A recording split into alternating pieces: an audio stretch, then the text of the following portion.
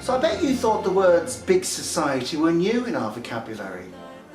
Everybody's using them, aren't they? Big society. It seems the thing for the future. And yet somewhere like the Bourne Springs Centre here in Springbourne has actually been living and working big society for several years. And I would say there are lots of similar places like this throughout the country.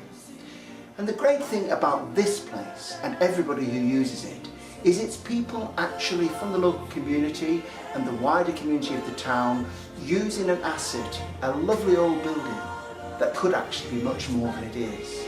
So in any one week, you'd be surprised at who actually meets in the Bourne Springs Centre. Not only do we have our resident charities, some of whom you may know, like the Butterfly Foundation and Vita Nova and Sound Solution, but in addition to that, there are groups galore. There are people doing martial arts, there are people doing conferences and meetings, there are children's playgroups, you name it, it goes on. And that's what makes the place so special. But I am aware that potentially it could be even more. But of course, that does need money. So let's have a look at some of the plans that people were talking about.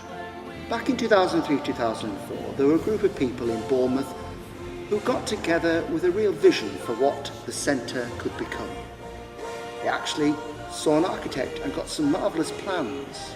Plans that included the centre having things like a community auditorium, a community cafe, meeting room for local people just to drop in and somewhere to be, as well as having offices for charities and for wider facilities for conferences.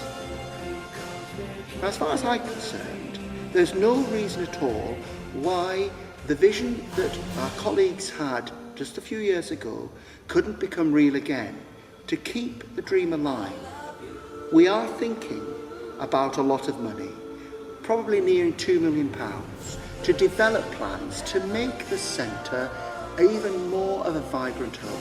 A message that I keep repeating because for me it is really important that the Bourne Spring Trust isn't just responsible for running on a day-to-day basis an old church with facilities, but actually see it as a development trust, a real hub for bringing big society and community alive, and that as many people as possible then would be able to share in what you see around you.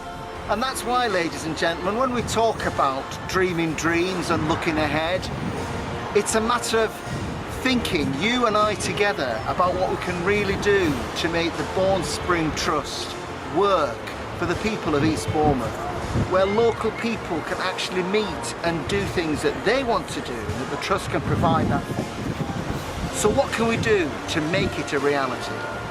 You and I today begin to think what it is to keep that dream alive by actually thinking big. Yes, it's going to cost a lot of money.